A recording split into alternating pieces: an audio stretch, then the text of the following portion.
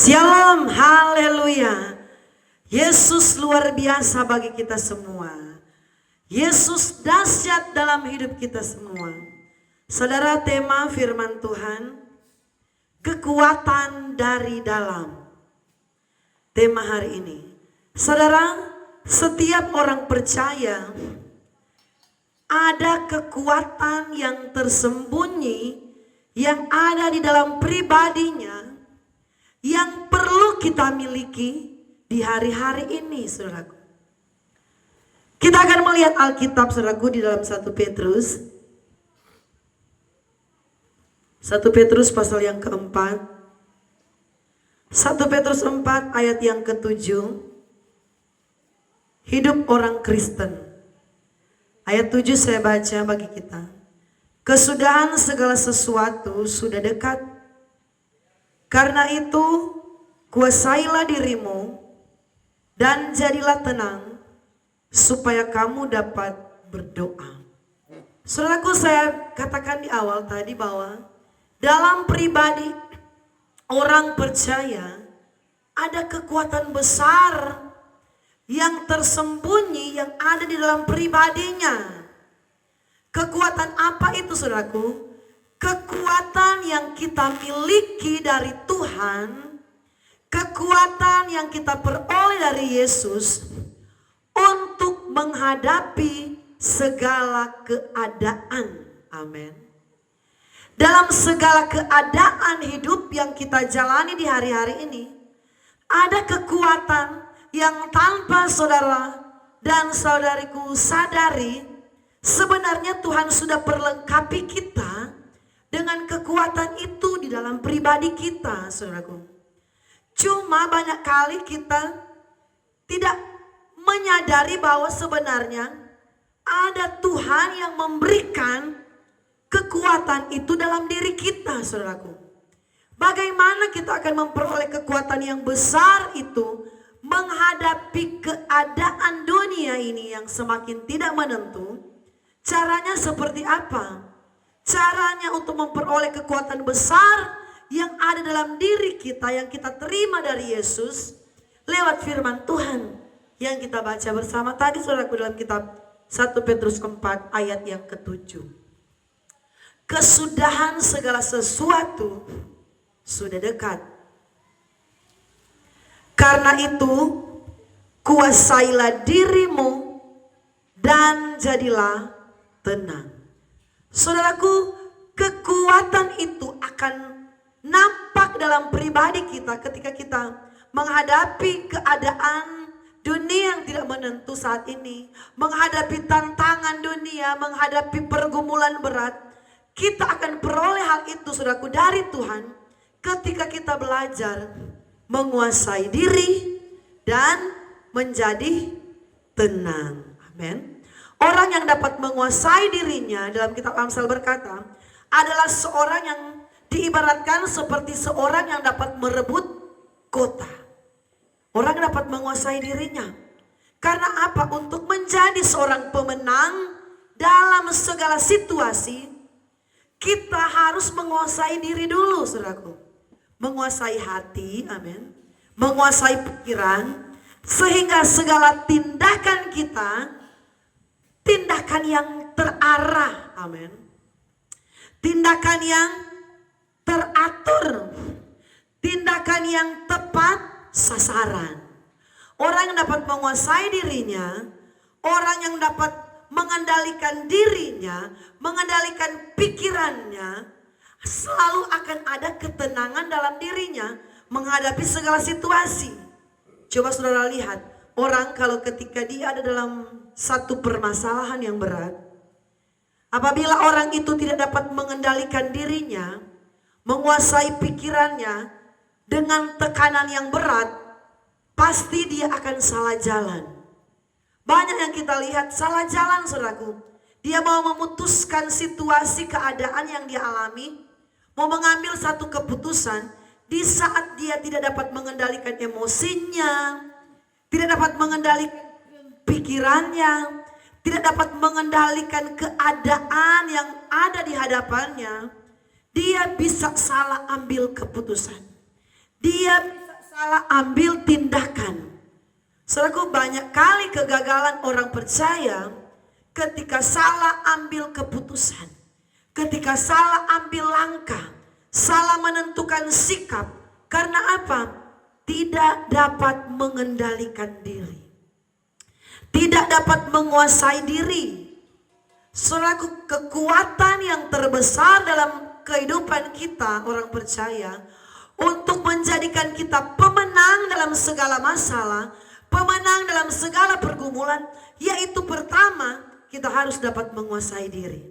Orang kalau dapat menguasai dirinya, dia tidak akan salah bertindak. Karena apa? Dalam dirinya tidak gegabah, saudaraku. Tetapi kalau emosionalnya tidak terkontrol, pikirannya tidak terkontrol, pasti akan ada saat-saat tertentu ketika dia mengambil satu langkah, langkah yang diambil itu langkah yang salah.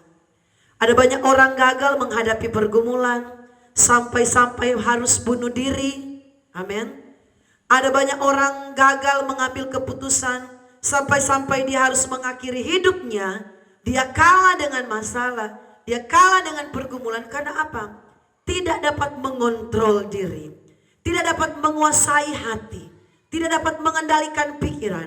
Firman berkata, saudaraku, untuk menghadapi keadaan saat ini, kita bentuk kekuatan dari Tuhan. Caranya apa, saudaraku? Di ayat yang ke-7, kesudahan segala sesuatu sudah dekat.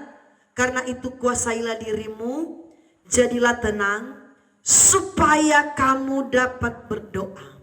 Saudaraku, bagaimana kita bisa berdoa kepada Tuhan kalau pikiran kita lagi kacau? Amin. Apakah kita bisa menghadap Tuhan di saat kita lagi kacau, saudaraku? Di saat pikiran kita lagi buntu, kita nggak konsentrasi, bisa saja kita berseru kepada Tuhan, bisa saja kita berdoa. Tetapi doa kita itu, saudaraku, doa yang kacau, saudaraku. Karena kita tidak mengendalikan dulu pikiran kita di saat keadaan itu mendekan. Saudaraku, belajar di hari-hari ini, ketika kita diperhadapkan dengan situasi yang sulit, diperhadapkan dengan keadaan yang sulit, kuasai hati kita, kuasai pikiran kita, jadi tenang. Ketika kita ada ketenangan, kita ada konsentrasi yang penuh untuk berdoa. Saudaraku, mengapa di hari-hari ini banyak orang yang kacau dengan cara berpikirnya?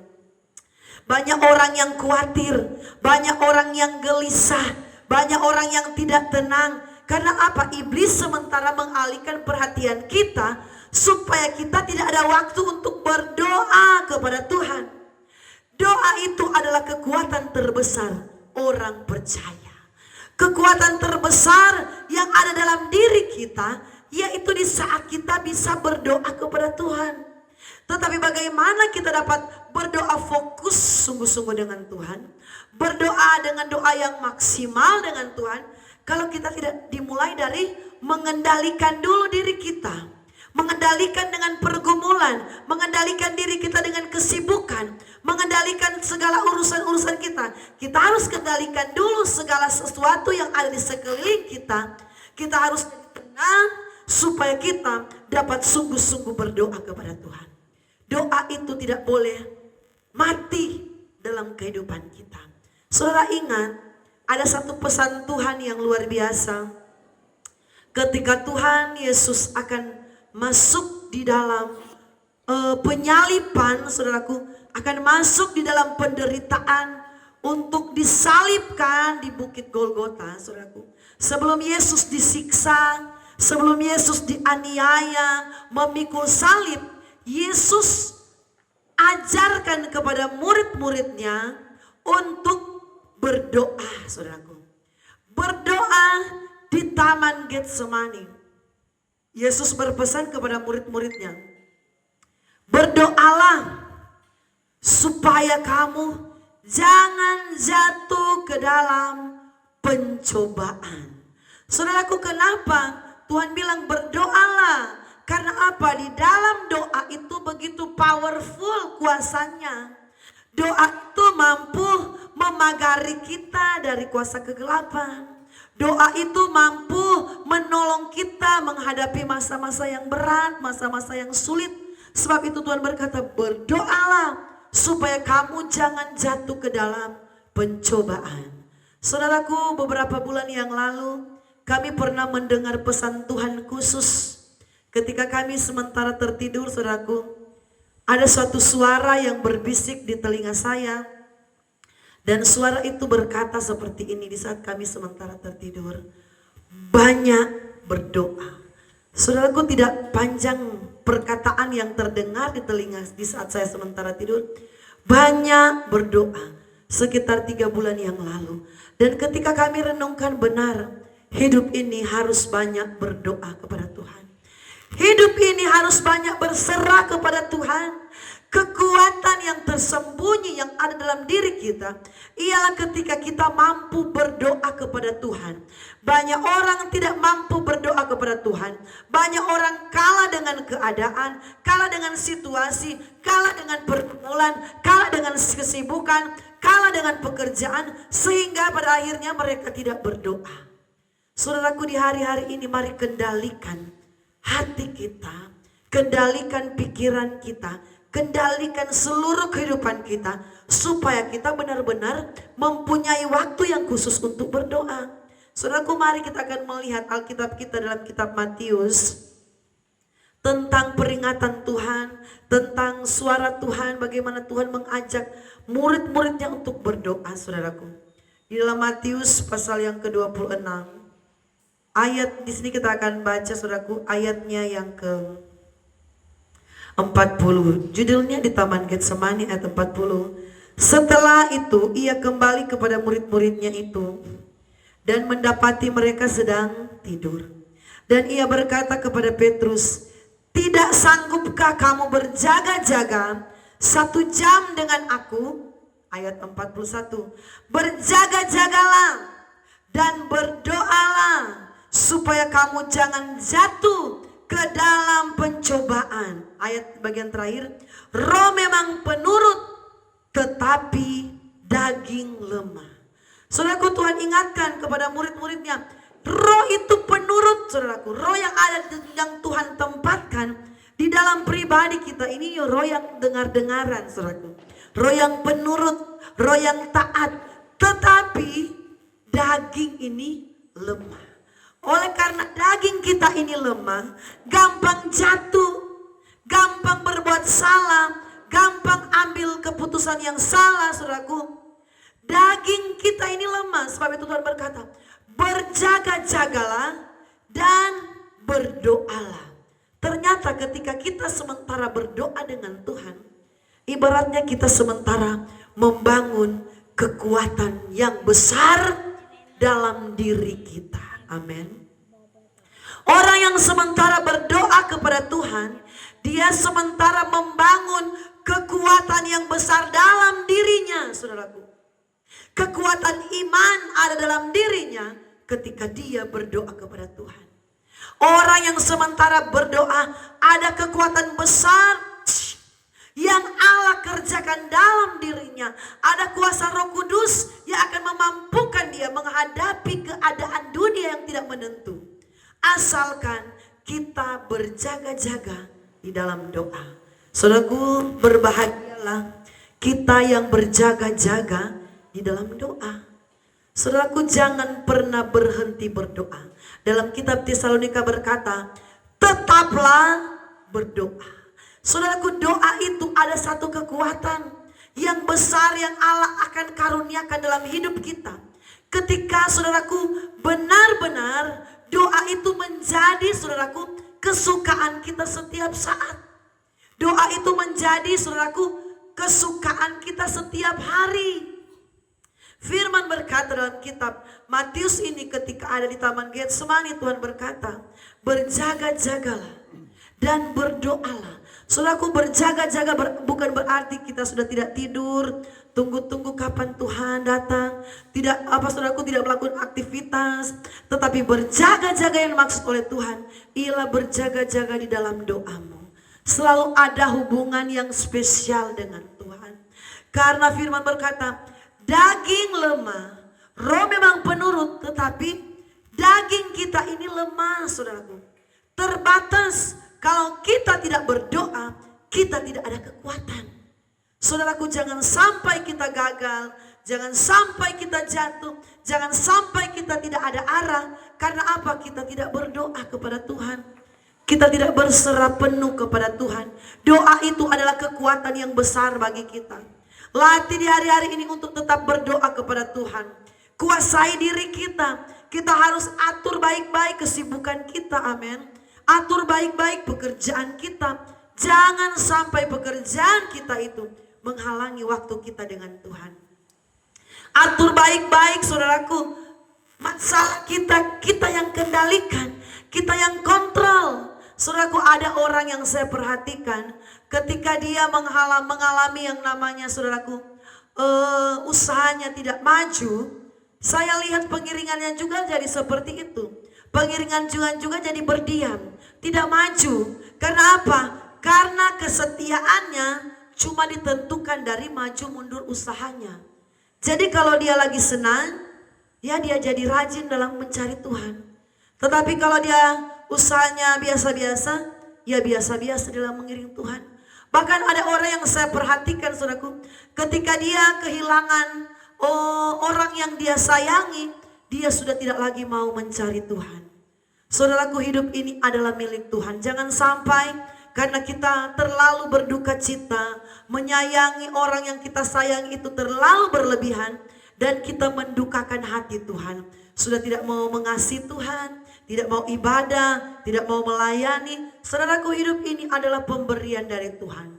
Ayat pokok tadi berkata, kesudahan segala sesuatu sudah dekat.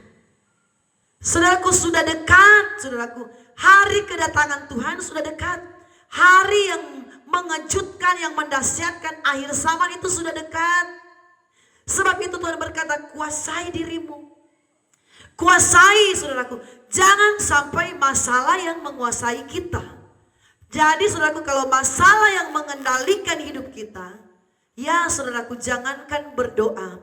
Mau menyanyi saja memuji Tuhan pasti tidak ada terdengar dari mulut kita. Karena apa? Masalah yang sudah mengendalikan kita. Penderitaan yang mengendalikan pikiran kita. Penderitaan pergumulan yang mengendalikan hati kita. Jadi setiap hari, saudaraku, kita terbawa dengan masalah kita. Setiap hari kita hanyut dengan pergumulan kita. Dan kita tidak mengingat kebaikan Tuhan. Saudaraku, kalau kita sudah seperti itu, kita sudah salah dengan Tuhan.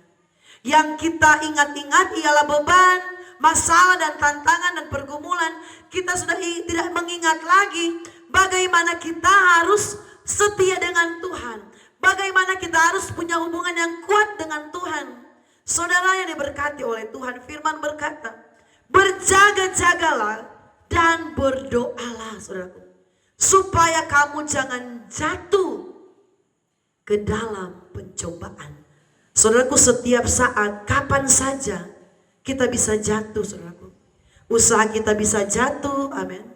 Rumah tangga kita bisa jatuh, karir kita bisa jatuh, bisnis kita bisa jatuh. Kapan saja, saudaraku, bisa terjadi yang namanya kegagalan, bisa terjadi yang namanya kehancuran. Tetapi Tuhan pesan dengan jelas, berjaga-jagalah dan berdoalah supaya kamu jangan jatuh dalam pencobaan. Jadi supaya tidak jatuh dalam pencobaan, saudara, supaya hal-hal yang tidak baik itu datang dalam kehidupan kita, cara untuk menangkis hal-hal yang tidak baik itu yang mau datang dalam diri kita, tidak ada cara yang lain, saudaraku, selain kita berdoa kepada Tuhan. Belajar berserah kepada Tuhan. Kalau boleh satu hari, bukan hanya satu kali kita berdoa kepada Tuhan. Biarlah doa itu selalu ada di dalam kehidupan kita. Biarlah doa itu selalu ada di dalam pribadi kita, saudaraku. Jangan, saudaraku, banyak orang berkata, saya bosan nih berdoa. Saya kalau berdoa cepat rasa ngantuk. Saya kalau berdoa 15 menit sudah gerah. Kaki saya sudah kram, sudah capek. Saudaraku, berarti kita masih jauh dari Tuhan. Kalau kita masih merasakan yang seperti itu di saat kita berdoa, minta kepada Roh Kudus. Berdoa kepada Roh Kudus, minta sama Roh Kudus, Tuhan, Biarlah saya ini selalu ada kesukaan untuk berdoa dan memuji memuliakan nama Tuhan. Kekuatan yang terbesar saudaraku ialah ketika kita dekat dengan Tuhan. Kekuatan di jiwaku adalah bersamamu. Jadi hanya bersama dengan Tuhan kita ada kekuatan. Hanya bersama dengan Yesus di dalam doa kita ada kekuatan menghadapi dunia ini saudaraku. Tuhan akan sampaikan hikmat-hikmat yang tidak terbatas menjadi bagian kita. Supaya kita tidak salah mengambil keputusan. Kita tidak salah mengambil langkah. Roh Kudus akan sampaikan, kamu harus buat, kamu harus lakukan ini. Roh Kudus yang akan menerangi hati kita. Kalau kita selalu ada waktu yang banyak berdoa kepada Tuhan. Firman berkata dalam kitab Matius yang kita baca tadi, roh itu penurut tetapi daging lemah. Saudaraku, kelemahan kita hanya mampu disempurnakan oleh Tuhan dengan cara kita selalu dekat di kaki Tuhan. Kita selalu dekat dengan Yesus, saudaraku. Ingat, Yesus pernah berkata kepada Maria dan Marta, Marta, Marta, kamu hanya menyusahkan dirimu dengan begitu banyaknya kesibukan. Tetapi engkau Maria, engkau sudah memilih bagian yang terbaik. Maria duduk dekat dengan kaki Yesus. Tuhan bilang, Marta, kamu terlalu sibuk sekali. Tetapi Maria, engkau sudah memilih bagian yang terbaik. Bagian yang terbaik itu adalah ketika kita di kaki Tuhan. Adalah ketika kita berjaga-jaga di dalam doa. Saudaraku, kami banyak kali mengalami diluputkan oleh Tuhan. Ditolong oleh Tuhan ketika kami berdoa. Kami melihat bagaimana campur tangan Tuhan dalam pelayanan ketika kami berdoa, saudaraku. Kami pernah mengalami satu kesaksian, saudaraku, di mana ada jemaat kami, saudaraku, seorang bapak, dia keluar dari gereja yang kami layani, dia tidak berjemaat lagi lah, istilahnya seperti itu. Dia pindah ke tempat yang lain. Dia tidak berjemaat lagi dengan kami. Kurang lebih 1 tahun lebih kami berdoa dan kami tidak pernah berhenti mendoakan bapak ini, saudaraku. Pernah kami WA dia, kami ajak kembali untuk beribadah. Tetapi dia marah, dia berkata kepada kami, saya sudah tidak akan pernah lagi beribadah di Pondok Daud. Di Pondok Daud itu tidak ada kuasa Roh Kudus. Di Pondok Daud tidak ada kuasa Tuhan. Saya sudah punya gereja yang baru. Gereja yang bagi dialah itu gereja yang terbaik. Tetapi saudaraku, kami percaya kuasa doa itu ketika kami selalu berserah kepada Tuhan, maka besar kuasanya, saudaraku. Kami tidak pernah berhenti. Teringat Bapak ini kami doakan dia. Saudaraku, teringat Bapak ini kami doakan dia. Kami berdoa kepada Tuhan seperti ini, Tuhan, jamah Bapak ini Tuhan. Datangi dia dengan mimpi Tuhan. Sadarkan dia Tuhan supaya dia kembali lagi menjadi jemaat di Pondok Daud. Tuhan, berbicara dia di telinganya Tuhan. Panggil kembali dia Tuhan. Dia boleh datang kembali di pelayanan Pondok Daud menjadi jemaat yang setia seperti dulu. Berbicara di telinganya Tuhan. Di dalam nama Yesus. Saudaraku, apa yang terjadi? 1 tahun lebih dia tidak beribadah di pelayanan kami. Tetapi ketika sudah waktunya Tuhan, dia tidak dapat menahan. Saudaraku, satu waktu, saudaraku, 1 tahun lebih itu dia datang ibadah sendiri. Dia datang kembali beribadah di gereja, saudaraku. Dan dia bersaksi.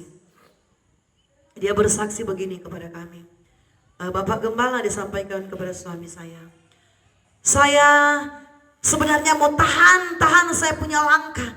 Saya tidak mau datang lagi di gereja ini, saudaraku. Karena dia sudah marah, saudaraku, dengan pelayanan kami. Sudah ngambek, meraju, saudaraku. Saya tidak mau datang lagi di Pondok Daud. Tetapi saya dengar suara Tuhan di telinga saya jelas sekali. Saya dengar Bapak Gembala berbicara di telinga saya dekat sekali. Saya sementara tidur, tiba-tiba saya dengar ada suara berkata, kamu harus datang beribadah di Pondok Daud. Datang beribadah di Pondok Daud. Dan suara itu dia dengar jelas sekali ada di telinganya. Saudara bisa bayangkan cara Tuhan itu ajaib. Ketika kita tidak berhenti untuk berdoa. Saudaraku, bagi manusia memang mustahil, tidak mungkin. Kalau orang sudah keluar dari satu gereja, dia akan kembali lagi. Pasti malu, gengsi, saudaraku. Apalagi dia sudah menghina pelayanan ini, dia berkata tidak ada Tuhan di pelayanan kami. Tidak ada Roh Kudus di pelayanan kami. Dia sudah menjelekkan. Tetapi inilah cara Tuhan. Di saat kita tidak berhenti berdoa kepada Tuhan, Tuhan yang menggerakkan hati orang itu untuk datang kepada Tuhan. Dia bermimpi lagi, saudara. Jadi bukan cuma satu cara yang Tuhan kerjakan kepadanya. Dan apa yang dia saksikan sama persis dengan yang kami doakan kepada Tuhan. Kami bilang, Tuhan berbicara di telinganya Tuhan. Tuhan datangilah Tuhan dia dengan mimpi. Dan benar saudaraku, yang kami doakan sama persis yang Tuhan kerjakan dalam dirinya. Dia bermimpi bahwa dia ada satu gereja. Dan dia baca-baca, oh ini gereja ini di mana ya? Saudaraku, ketika dia sudah kembali di pelayanan Pondok Daud, dia beribadah di gereja cabang kami yang ada di Anugerah. Dia berkata, ini gereja yang saya lihat di dalam mimpi. Yang Tuhan bawa dia beribadah di gereja itu. Di pelayanan kami cabang yang ada di Holtekam. Saya bilang, Tuhan itu ajaib. Kalau sudah waktunya Tuhan, kita akan terheran-heran dengan berkat yang ajaib. Kalau sudah waktu Tuhan untuk menolong hidup kita, saudaraku, kita akan terkagum-kagum. Ku kagum hormat akan Engkau. Ku kagum hormat akan Engkau. Kau Allah yang layak dipuji. Ku kagum akan Engkau. Kita akan kagum. Wow, Tuhan itu dahsyat ya. Wow, Tuhan itu luar biasa ya. Asalkan kita tidak berhenti untuk berdoa dan berharap kepada Tuhan. Orang yang tidak berhenti berdoa dan berharap, ada kekuatan besar dalam dirinya. Dia bukanlah orang yang lemah. Firman berkata, orang-orang yang menanti-nantikan Tuhan, saudara dengar, akan mendapat kekuatan baru. Seperti Raja Wali, saudaraku. Yang menantikan Tuhan itu siapa? Yaitu orang-orang yang berjaga-jaga di dalam doa. Orang-orang yang selalu duduk di kaki Tuhan. Yang selalu mencari wajah Tuhan. Dialah orang-orang yang menantikan Tuhan akan mendapat kekuatan yang baru. Seperti Raja Wali, saudaraku. Saudaraku, Raja Wali itu identik dengan burung yang selalu diperhadapkan dengan badai. Burung yang selalu diperhadapkan dengan angin yang kencang, yang kuat, saudaraku, dengan badai angin yang besar. Itulah burung Raja Wali.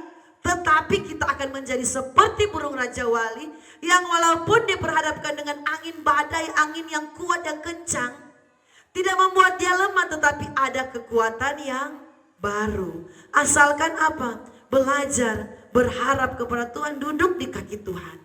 Saudaraku, ayat-ayat yang terakhir, ayat 43.